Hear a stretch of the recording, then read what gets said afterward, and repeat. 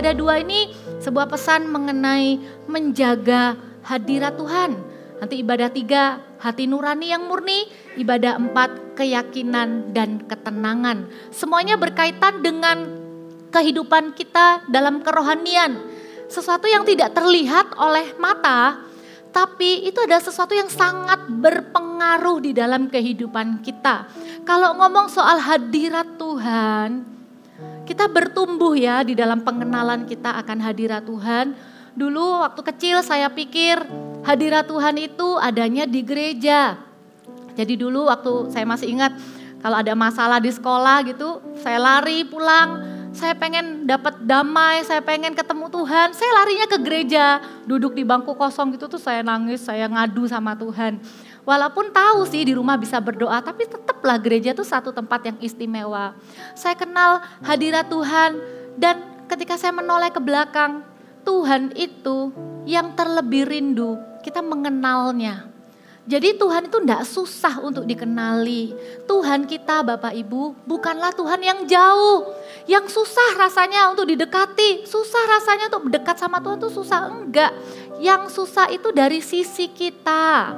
Kalau dari sisi Tuhan, janji Tuhan katakan di Yakobus 4 ayat 8. Kita lihat firman Tuhan bilang begini.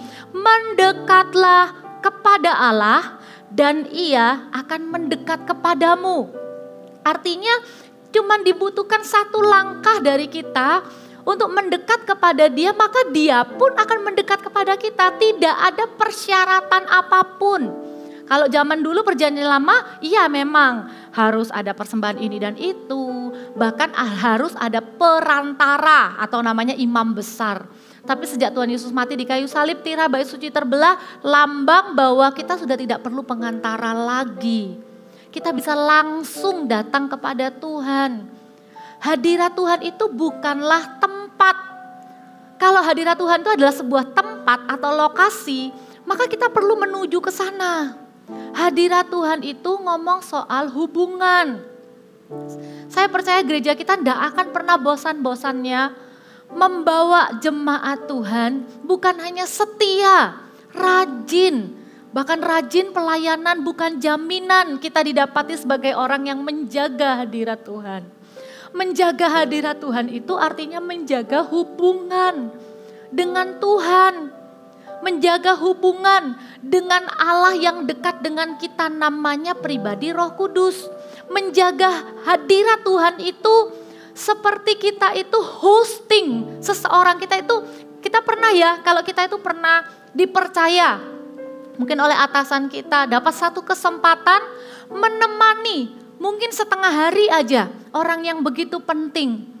Maka kita akan sadari kehadirannya, anggap dia penting, kita akan perlakukan dengan baik, kita jaga perasaannya, kita hosting, kita cari dia suka makan apa, kita temenin, tidak mungkin kita tinggal, pasti kita temenin sepanjang dipercayakan kepada kita. Bapak Ibu, Roh Kudus itu diberikan untuk menjadi sahabat dalam kehidupan kita. Roh Kudus itu yang membuat kita dengan mudah mengalami yang namanya hadirat Tuhan dimanapun kita berada. Tanpa perlu kita melakukan liturgi A dan B. Tidak perlu ada seperti satu metode khusus. Dia itu hanya sejauh kerinduan kita kepada Dia. Setiap kali kita merasa hidup ini kosong, kita merasa hambar, kita tuh bisa membedakan mana hadirat Tuhan dan mana bukan.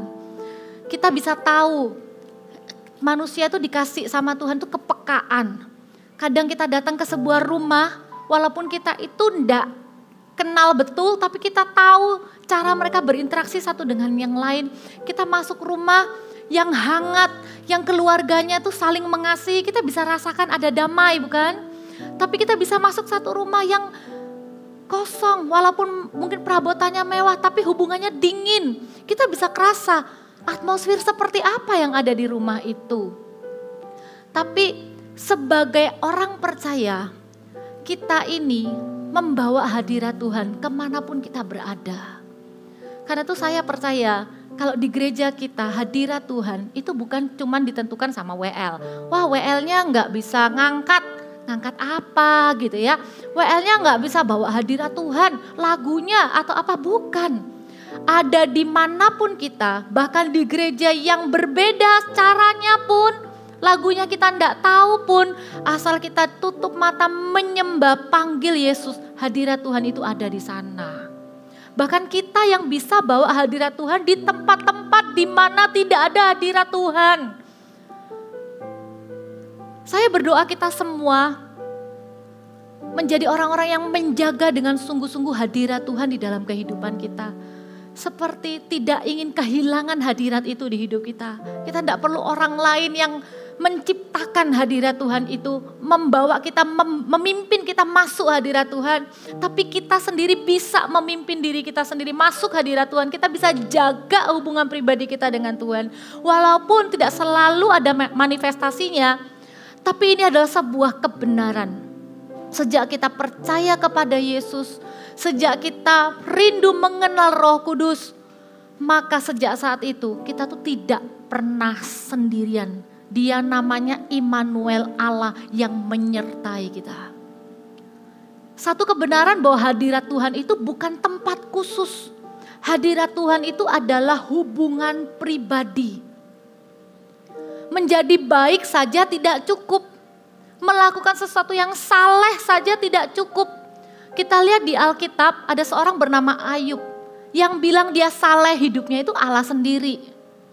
Tapi ada satu waktu setelah dia mengalami semua musibah, kemudian dia berdialog dengan sahabat-sahabatnya, kemudian Tuhan hadir dan memperkenalkan dirinya secara pribadi. Inilah katanya Ayub.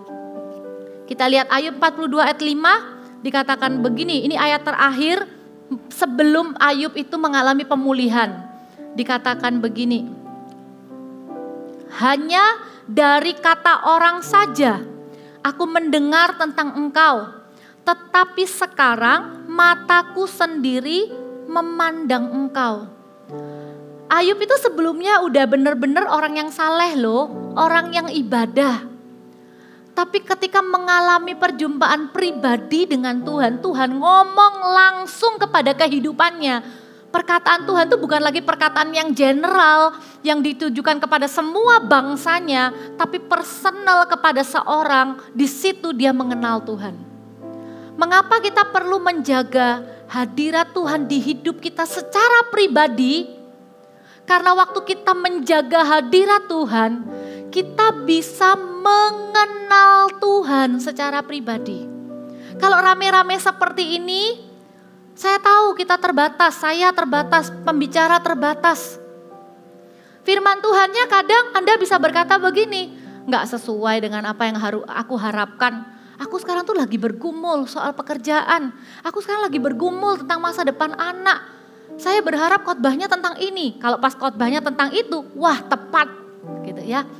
Tapi berapa banyak bisa sampaikan message itu satu-satu semuanya kena.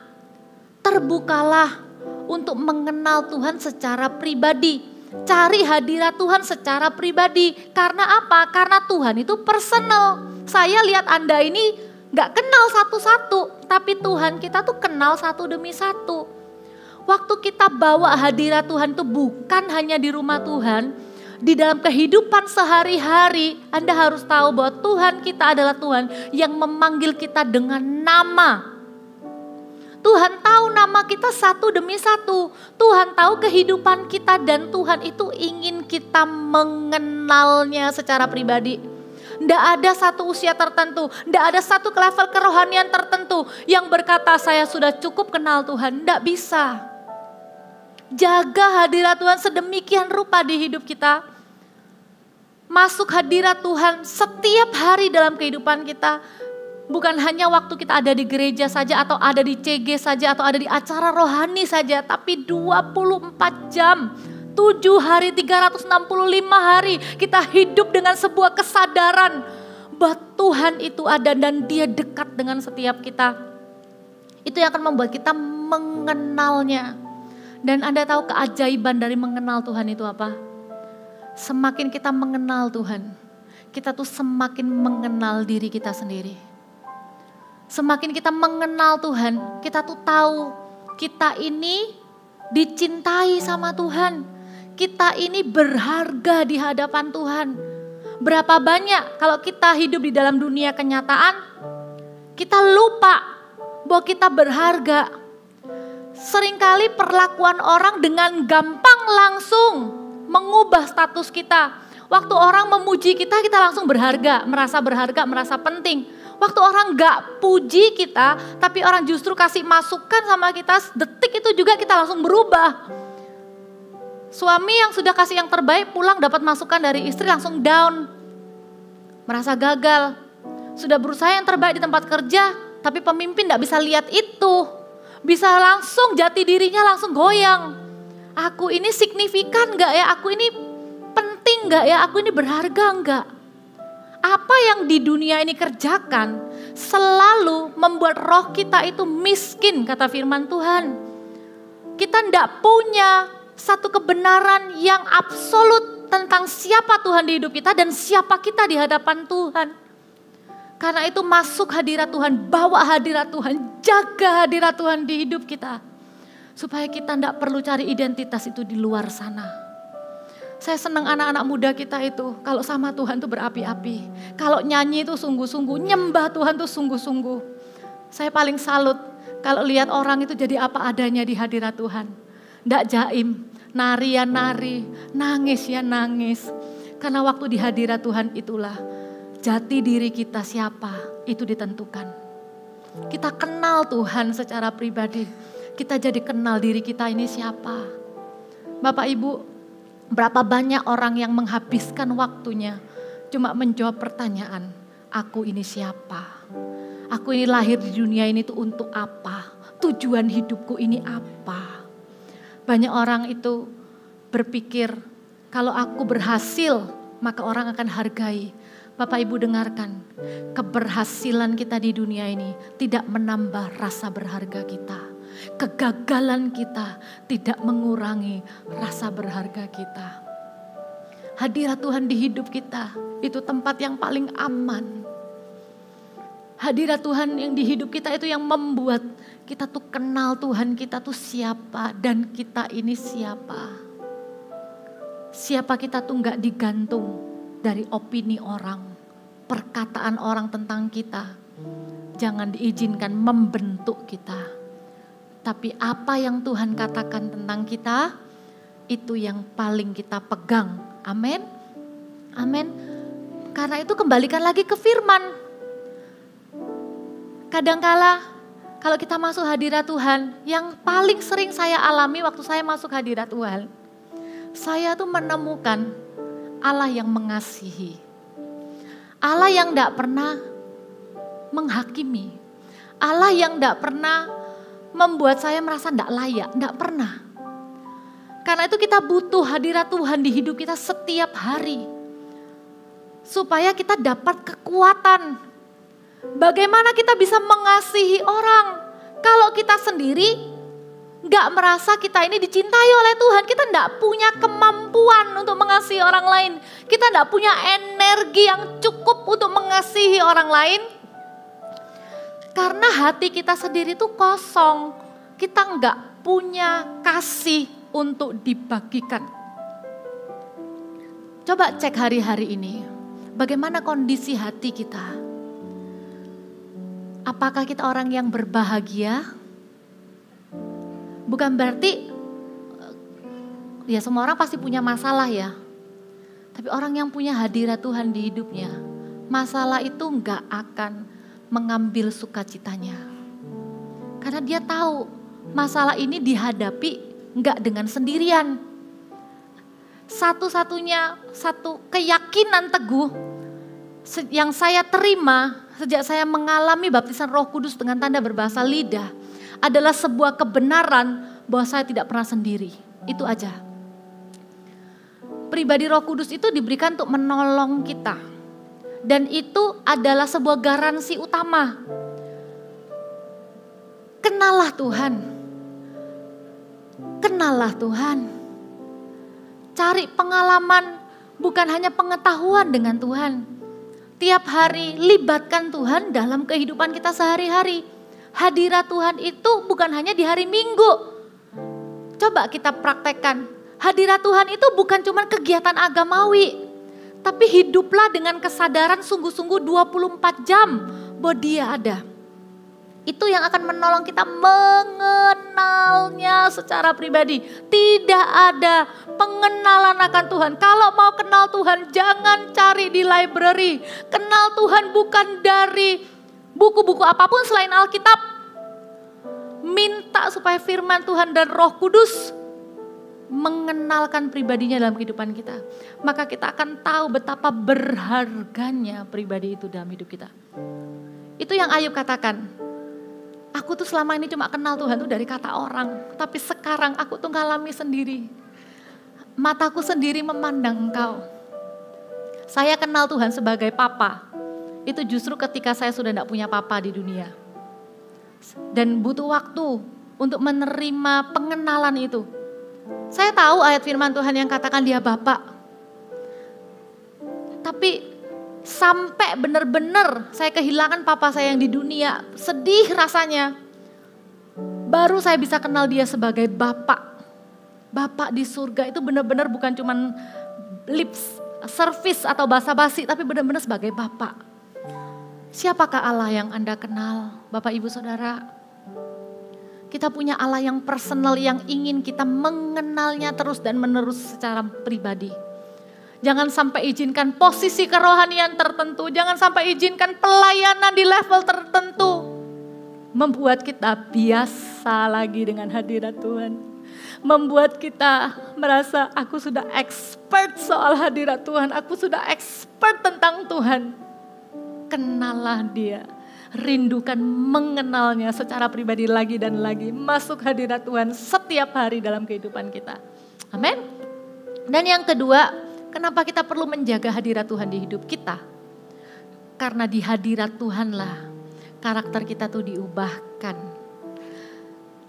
Karakter kita itu diubah di hadirat Tuhan.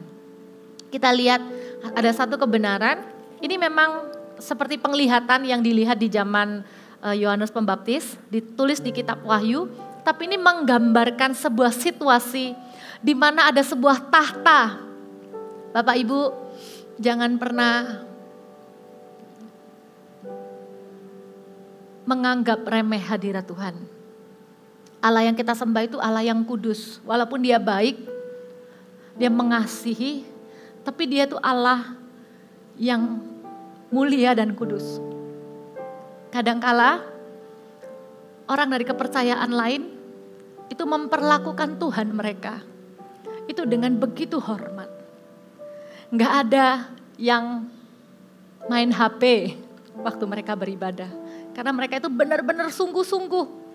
Mereka jaga kehidupan mereka sedemikian rupa. Karena mereka tahu mereka harus bayar setiap dosa itu dengan kebaikan. Tapi sejak kita punya juru selamat, kasih karunia itu harusnya membuat kita semakin menghargai kekudusan Allah. Dan waktu kita menghargai hadirat Allah di hidup kita, maka sedikit demi sedikit, setiap hari, setiap sifat, karakter kita pasti diubah di dalam hadirat Tuhan. Di kitab Wahyu itu diceritakan ada sebuah tahta. Dan Dia duduk di tahta itu ngomong tentang Tuhan duduk di tahta. Kemudian ada makhluk-makhluk ya di sekelilingnya. Tapi yang menarik perhatian saya adalah tidak henti-hentinya siang dan malam puji-pujian kepada Allah itu ada di surga gitu ya, di tahta itu. Tapi ada 24 tua-tua. Ini bukan malaikat, ini manusia. Ada 24 tua-tua yang duduk juga di sana. Dan setiap kali pujian penyembah dinaikkan, dikatakan begini di Wahyu 4 ayat yang ke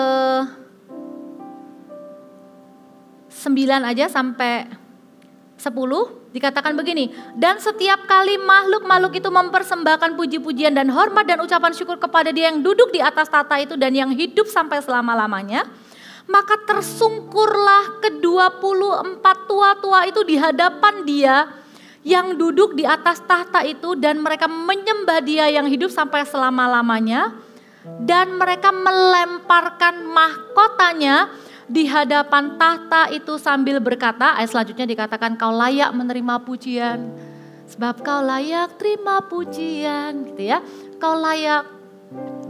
Orang yang menghargai hadirat Tuhan, orang yang menjaga hadirat Tuhan, tidak akan menyanyikan puji-pujian itu hanya karena hafal. Tapi benar-benar akan dari hatinya mengalir satu kekaguman akan Tuhan. Setiap lirik.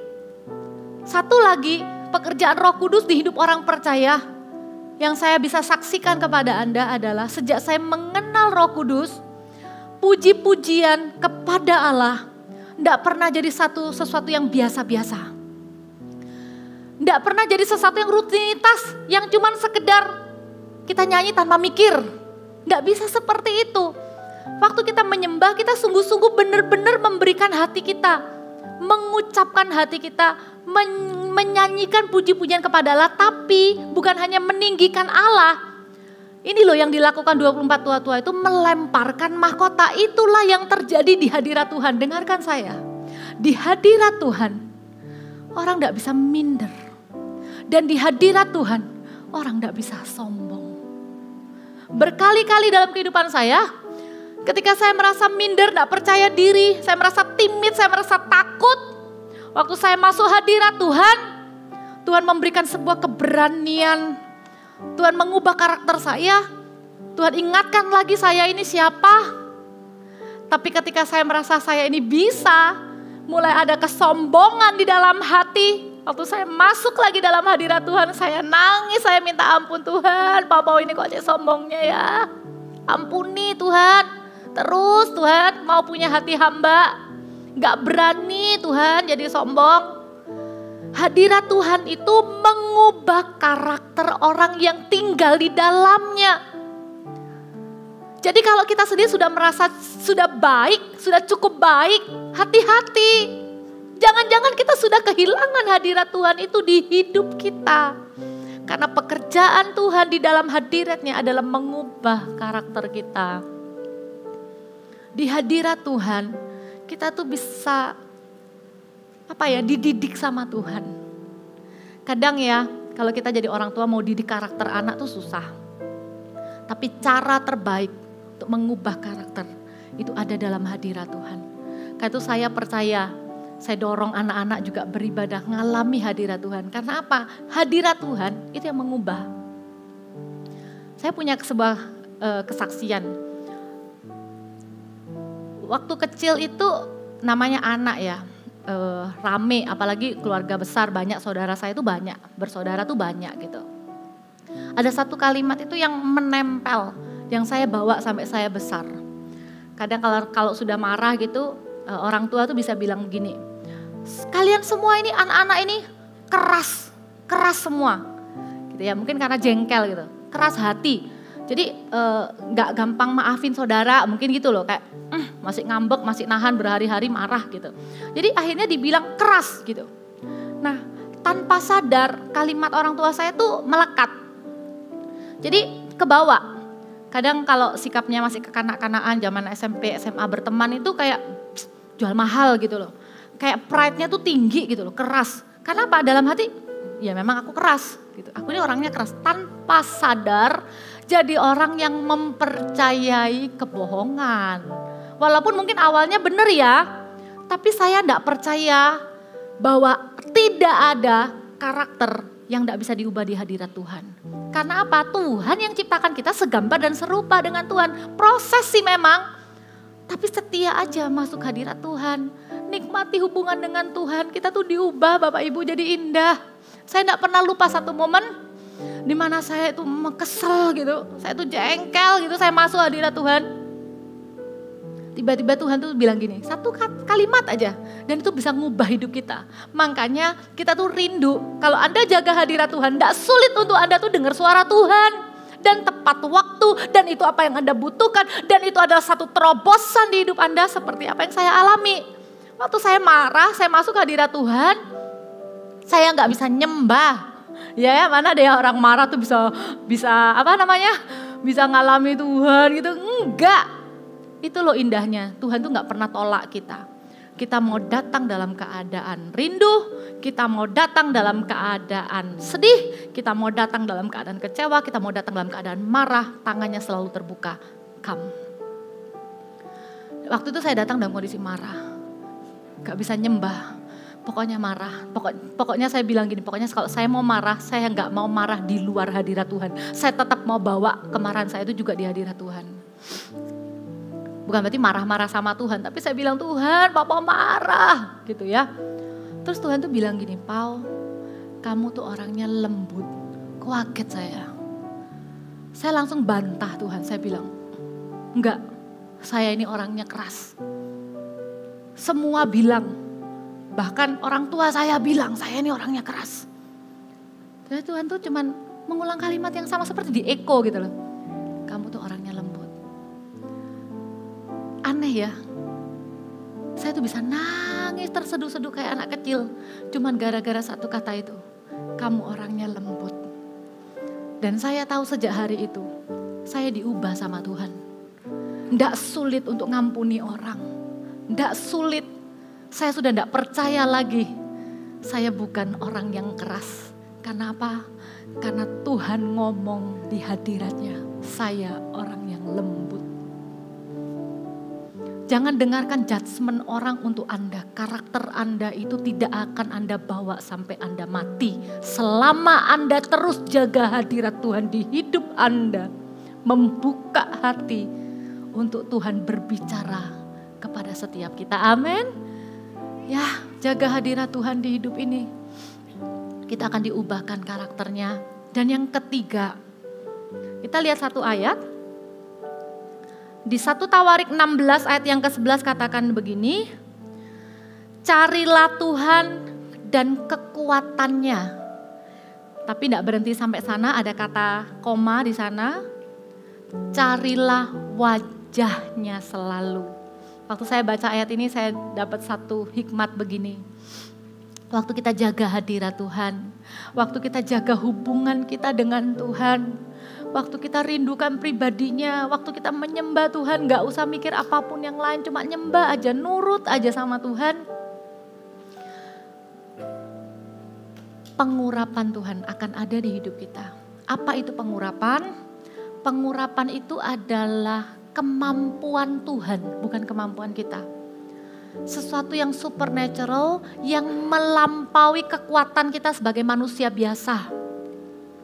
Itu akan mengalir keluar dari hubungan pribadi kita dengan Tuhan. Bukan hanya lewat tumpang tangan. Saya percaya penumpangan tangan pemimpin. Tapi saya percaya bahwa hubungan pribadi kita dengan Tuhan itu adalah sumber pengurapan di hidup kita. Bapak Ibu, jangan anti dulu dengan kata pengurapan. Pengurapan itu bukan cuma simbol dengan minyak. Kadangkala ya kita waktu didoakan tuh kita tuh gak ngalami apa-apa. Gak apa-apa, gak harus juga pura-pura alami apa-apa. Tapi saya tahu dengan pasti kalau orang percaya berjalan dengan Tuhan, waktu ada hal-hal yang di luar kemampuan kita terjadi, disitulah pengurapan itu bekerja. Jangan kejar pengurapannya. Kejar hubungan pribadinya dulu, perjuangkan bangun hubungan pribadinya dulu, maka pengurapan itu akan dengan sendirinya mengalir.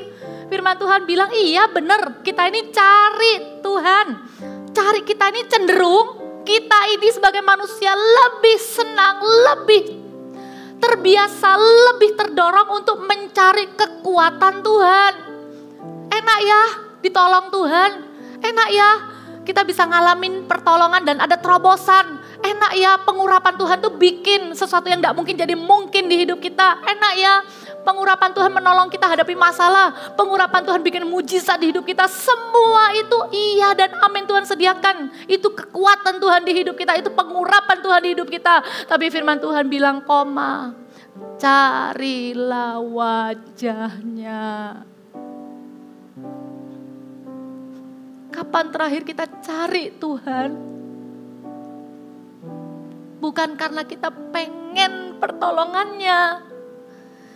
Kapan terakhir kita cari Tuhan?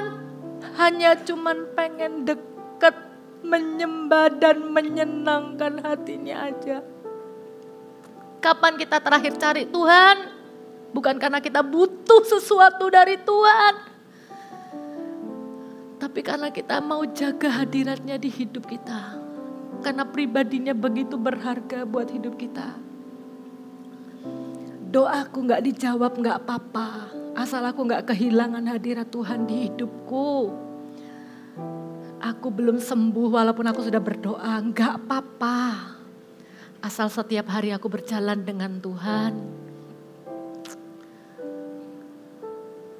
Saya berdoa, kita semua gak cuma cari kekuatan Tuhan, tapi waktu kita cari wajah Tuhan, tenang aja. Kita akan ketemu dengan hikmatnya, kita akan ketemu dengan kekuatannya, kita akan ketemu dengan pertolongannya. Tapi jangan lupa, carilah wajahnya.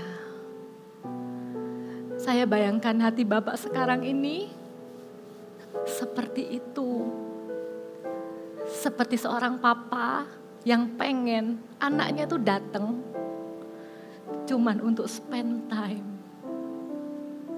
Mendengarkan, mengasihi, dekat, jalan sama-sama.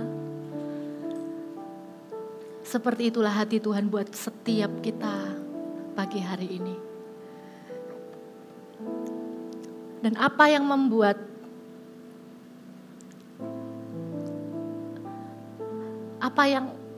hadirat Tuhan di hidup kita itu akan membuat satu perbedaan yang besar. Terutama dalam hal respon hati. Kita lihat satu contoh terakhir ya. Kalau orang itu menganggap hadirat Tuhan itu penting di hidupnya, hubungan dengan Tuhan itu lebih dari apapun juga, maka respon hatinya ketika ada masalah, respon hatinya bahkan ketika berbuat dosa, itu akan berbeda. Saya bandingkan dua orang, satu namanya Saul, satu namanya Daud. Kita lihat ya, ini ayat yang terakhir. Waktu Saul terjepit, dia sempat tidak taat dengan Tuhan. 1 Samuel 15 ayat yang ke-24 sampai 25 dikatakan gini, berkatalah Saul kepada Samuel, aku telah berdosa sebab telah kulangkai titah Tuhan dan perkataanmu, tetapi aku takut kepada rakyat, karena itu aku mengabulkan permintaan mereka. Maka sekarang ampunilah kiranya dosaku, kembalilah bersama-sama dengan aku, maka aku akan sujud menyembah kepada Tuhan. Orang yang gak punya hubungan pribadi dengan Tuhan, orang yang gak dengan sengaja menjaga hadirat Tuhan dalam kehidupannya, ketika ada masalah, ketika ada dosa, akan sangat gampang mementingkan yang lain dibanding Tuhan. Kalau di Saul ini, dia lebih mementingkan image-nya di depan rakyat. Jadi dia pikir, nanti aja, iya aku dosa, aku dosa, nanti, pokoknya balik dulu sama aku, oke, save my face, selamatkan dulu mukaku supaya aku baik-baik aja di depan orang, nanti setelah ini aku akan nyembah Tuhan kok, ya tunggu ya gitu. Tapi akhirnya Samuel gak mau, karena Samuel tahu bukan pertobatan seperti itu yang Tuhan mau. Pertobatan yang sejati, bukan cuma iya aku tahu aku salah, bukan. Tapi hati yang hancur gitu. Nah, waktu Samuel gak mau balik sama Saul itu sampai rebut jubahnya kayak paksa gitu, ayo gitu ya. Terus akhirnya koyak, terus ada nubuatan baru. Saya sedih sekali baca ayat ini. Ayat 30, dikatakan begini. Tetapi kata Saul, jadi ngomong lagi gitu ya. Aku telah berdosa. Tetapi sekarang di depan para tua-tuaku dan di depan orang Israel, kembalilah bersama-sama aku. Perhatikan. Maka aku akan sujud menyembah kepada Tuhan Allahmu. Bagi Saul, Tuhan bukan lagi Allahnya. Bukan cuma sekedar dosa ketidaktaatan. Dosa terbesar adalah tidak menghargai sebuah hubungan privilege yang Tuhan sediakan. Yang bisa membuat dia itu diurapi oleh Tuhan. Dia tidak jaga pengurapannya dengan sungguh-sungguh. Dia pikir semuanya tuh bisa diatur lah. Nanti aja aku minta penyembahannya nanti aja. Sekarang ini ya, yang penting itu aku dapat muka dulu. Yang penting aku sekarang tuh dihormati dulu. Tapi lihat Daud itu juga dosanya malah kalau dibilang, kalau kita mau compare gitu ya, bahkan gak apple to apple.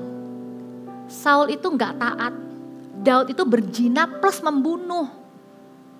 Tapi waktu Nabi Nathan datang menegur, Daud tuh langsung menyesal. Dan salah satu mazmurnya itu ada di Mazmur 51. Dikatakan untuk pemimpin biduan, mazmur dari Daud ketika Nabi Nathan datang kepadanya, ini menegur ya, setelah ia menghampiri Batsyeba. Ada kalimatnya begini, selain dia berdoa ya, ayat 12, jadikanlah hatiku tahir ya Allah, dan perbaharuilah batinku dengan roh yang teguh. Dia tahu kadang dosa itu kotor dan kita sendiri tuh gak sanggup gitu loh. Tapi hadirat Tuhan tuh akan memberi kekuatan. Jadi dia minta, Tuhan tahirkan hatiku. Tapi ini loh doanya, harusnya sampai situ aja sudah selesai, dia sudah minta ampun. Tapi dia berkata begini, jangan membuang aku dari hadapanmu. Dan janganlah mengambil rohmu yang kudus daripadaku. Ini sebuah seruan yang berkata, aku tidak mau kehilangan hadiratmu di hidupku. Aku tidak mau kehilangan hubungan pribadiku dengan rohmu. Rohmu yang sudah diberikan di dalam hidupku ini berharga bagiku. Seruannya bukan begini, ampuni aku dan jangan ambil kerajaanku ya. Ampuni aku tapi tetap ya sertai aku waktu perang supaya aku tetap menang. Buat Daud, hubungan dengan Tuhan itu segala-galanya lebih penting dari apapun juga. Bapak Ibu, apa yang saya sampaikan mungkin gak ada hubungannya dengan bisnis Anda.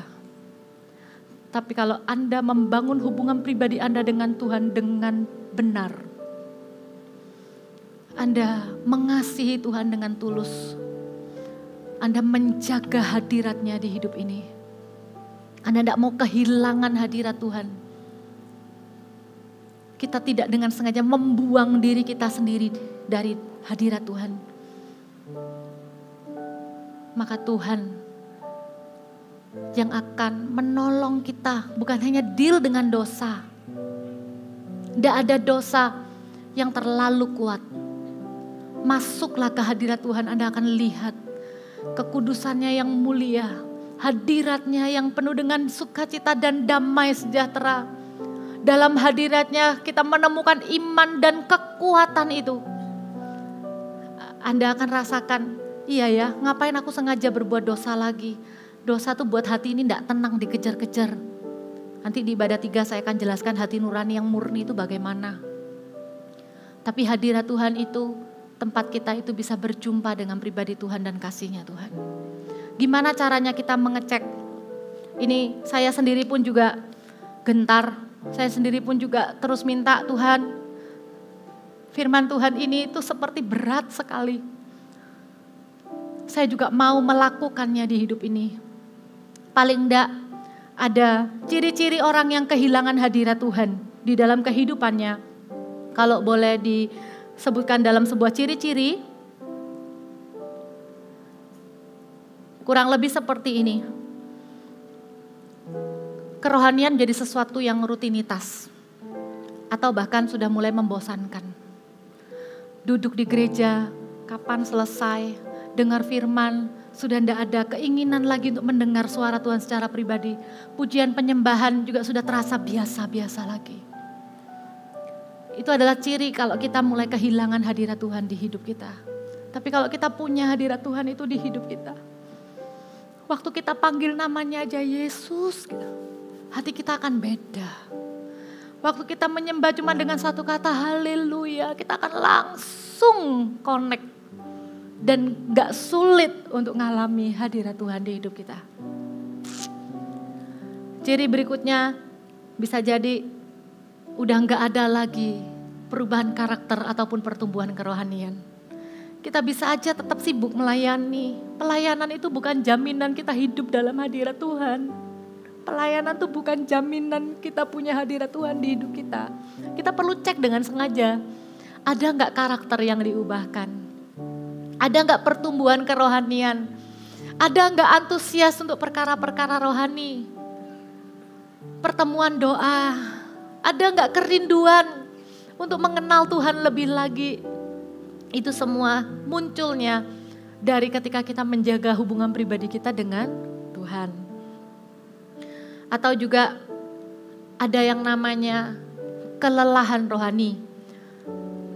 Kita rasa seperti semuanya ini tidak ada rasanya. Bukan cuman membosankan tapi biasa-biasa. Kita dengar kesaksian orang sudah tidak ada rasanya.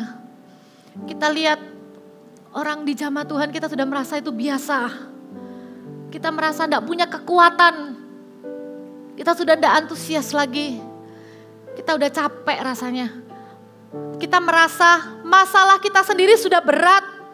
Jadi kita tidak punya ruang untuk melakukan apa yang menjadi isi hati Tuhan. Itu adalah tanda bahwa ternyata waktu kita menghadapi masalah itu kita hadapi pakai kekuatan sendiri. Kita nggak punya hadirat Tuhan di hidup kita. Karena beda. Kita cek ya sama-sama. Saya doa hari ini setiap jemaat berapapun usia Anda ngalami lagi yang namanya hadirat Tuhan. Indahnya ada di hadirat Tuhan. Indah ya. Tapi tidak berhenti sampai di pintu itu. Jaga hadirat Tuhan itu di hidup kita. Bawa setiap hari seperti orang itu sedang hosting seseorang yang begitu penting. Sampai minggu depan ketemu lagi di tempat ini. Paling enggak ada hadirat Tuhan lagi di hidup ini. Dibangunnya dengan apa? Bereskan dosa. Beda ya, digoda dosa kemudian kita ups gitu. Segera balik, segera akui. Tapi kalau ada dosa yang dihidupi. Karena kita berpikir toh enggak ada orang yang tahu. Toh ini sudah jadi sesuatu yang seperti kehidupan ganda. Di satu sisi memelihara dosa, di satu sisi tetap melayani. Kita pikir ini bisa imbang. Tuhan tuh gak gitu caranya. Tuhan akan terus kejar area yang itu. Hadirat Tuhan itu akan kita alami ketika tidak ada dosa di hati kita. Bukan berarti sempurna. Bisa kok, sewaktu-waktu nanti akan jatuh lagi dalam dosa. Tapi cepat-cepat balik lagi, demi apa? Demi mengejar damai sejahtera di hadirat Tuhan itu. Kita tidak mau kehilangan itu, tidak mau tukarkan itu dengan apapun. Yang kedua, bangun kehidupan doa, pujian, penyembahan dan firman. Saat teduh.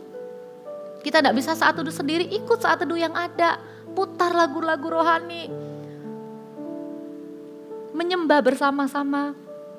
Pujian penyembahan itu enggak cuma dinyanyikan sama orang yang suka nyanyi. Pujian penyembahan itu gaya hidup. Dan yang ketiga, selalu pilih apa yang berkenan sama Tuhan lebih dari ada apa yang kita inginkan. Kebenarannya di atas perasaan kita. Bukan bikin sesuatu tuh gak berdasarkan mood. Tapi benar-benar kayak, ini sesuatu yang berkenan gak ya sama Tuhan. Nanti kepekaan kita dilatih. Kita akan seperti ada yang jaga gitu loh. Kalau itu sesuatu yang salah, hati kita akan ada alarmnya. Amin. Bangun lagi persekutuan dengan Tuhan. Kapan terakhir kali kita mengalami indahnya hadirat Tuhan?